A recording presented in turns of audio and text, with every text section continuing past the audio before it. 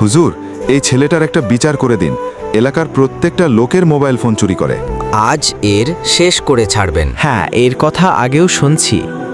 এইসব কাজ করো কেন? চুরি করি না, সত্যি বলছি। ওই লোকটির একদিন মানি ব্যাগ চুরি করি, পরে ঠিক পেয়ে মসজিদের দিকে তাকাই, আর মসজিদে গিয়ে নামাজ পড়ে কান্নাকাটি করে। পরে আমি মানি ব্যাগ দিয়ে আসি। এই নিন আপনার মানি ব্যাগ, আর আজকের পর থেকে 5 ওয়াক্ত নামাজ পড়বেন। আপনি টাকার লোভে মসজিদে এসেছেন, আপনার মানি ব্যাগ চুরি না হলে মসজিদে আসতেন না। আপনি কেমন লোক, আল্লাহকে দেখে ভয় পান না? এখনো সময় আছে, আল্লাহকে ভয় পান। বন্ধুরা, আমি তো শিক্ষণীয় ভিডিও বানাই, তাই বলে তোমরা লাইক সাবস্ক্রাইব করবে না?